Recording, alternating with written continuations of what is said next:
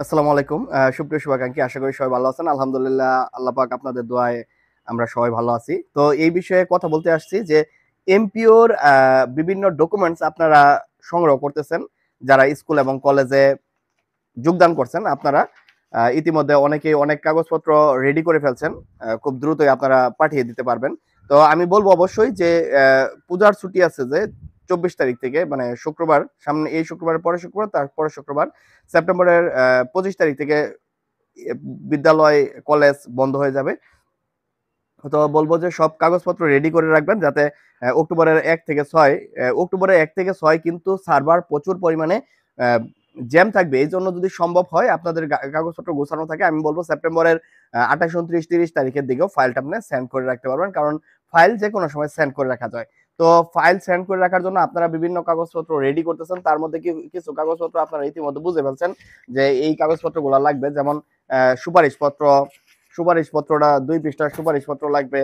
আর MPO কিন্তু ফাইলটা আপনি পাঠাবেন না, এটা প্রতিষ্ঠান প্রধানের যে আহ, দক্ষ লোক আছে সেই দক্ষ লোক পাঠাবে।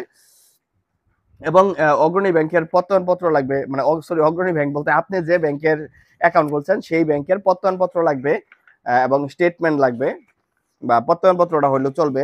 তারপর আপনার হচ্ছে যে আহ, যেই মাসে যদি আপনি সেপ্টেম্বর মাসে এমপিওর আবেদন করেন, তাহলে লাস্ট এমপিও, প্রতিষ্ঠানের লাস্ট এমপিও মানে হচ্ছে যে আগস্ট আগস্ট মাসের যে বেতন আসছে সেই বেতনের কপিটা লাগবে, এবং সেটা সত্যায়িত লাগবে প্রতিষ্ঠান প্রদান কর্তৃক। তারপর আমি কাগজগুলো দেখাচ্ছি, আপনারা অবশ্যই একটু স্ক্রিনশট দিয়ে নেবেন, বা পরবর্তীতে আমি আপলোড দেওয়ার চেষ্টা করব। বলছে যে এটা হচ্ছে yes option copy. Yes option copy অবশ্যই আপনাদের লাগবে।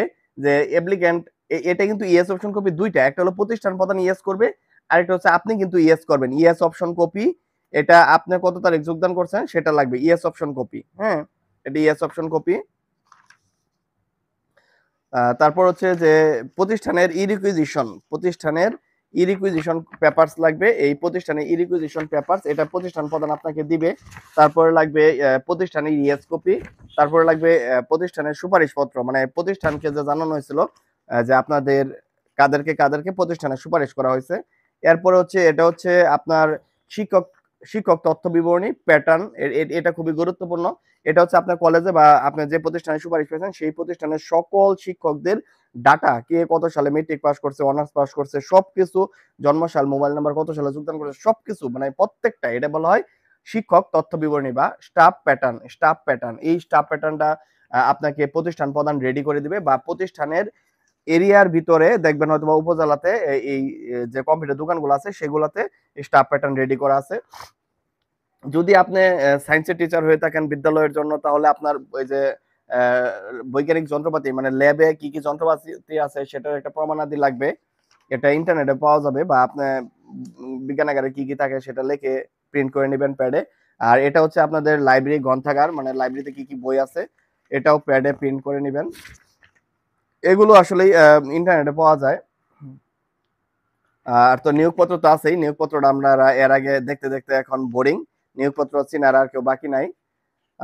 এটা আমি তো দেখাইলাম যে শিক্ষক তথ্য বিবরণীর প্রত্যেক নামের পাশে প্রত্যেক টিচারের সিগনেচার নিতে হবে, এবং আপনার নামটাও অন্তর্ভুক্ত থাকবে। এর তো যোগদানপত্র নিয়ে ঘুরতে ঘুরতে আপনারা তো আসলেই বিরক্ত। এটা হচ্ছে সবচেয়ে গুরুত্বপূর্ণ যে 3 পাতা তথ্য ফর্ম। 3 পাতা তথ্য ফর্মটা আপনারা হাতেও পূরণ করতে পারেন, বা আপনারা কম্পিউটারেও পূরণ করতে পারেন। এটা হলো টিচার্স তথ্য বিবরণী। এই তথ্য বিবরণীটা অবশ্যই গুরুত্ব সহকারে ফিল আপ করবেন। যাদের বেতন গ্রেড 11 তাদের পদবী কোড হলো 11, যাদের বিএড আছে তাদের পদবী কোড হলো 10। এটা আমার গ্যালারিতে আপলোড দেওয়া আছে, বেশ কিছুদিন আগে আমি 3 পাতায় আপলোড দিয়েছি। তারপর হচ্ছে আমি আপনাদেরকে আর একটু দেখানোর চেষ্টা করব।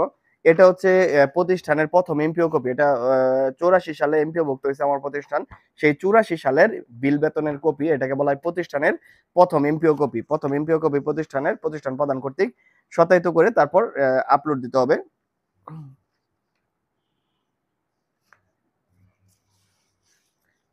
তো এই ছিল মোটামুটি বিষয়গুলো। আশা করি আপনারা বুঝতে পারছেন। তারপরেও যদি বুঝতে না পারেন তাহলে অবশ্যই আমাকে কমেন্টসে জানাবেন। আরেকটু গুরুত্বপূর্ণ কাগজ আছে, এটা হচ্ছে রেজুলেশন, এটা হচ্ছে রেজুলেশন বই, যে প্রতিষ্ঠান রেজুলেশন করবে, সেই রেজুলেশনের তথ্য বিবরণীর মধ্যে কি কি আলোচনা হয়েছে সেই আলোচনার মধ্যে আপনার নামটা অন্তর্ভুক্ত করবে যে আপনি এনটিআরসি থেকে আপনাকে নিয়োগ দেওয়া হয়েছে, এটা হলো রেজুলেশন।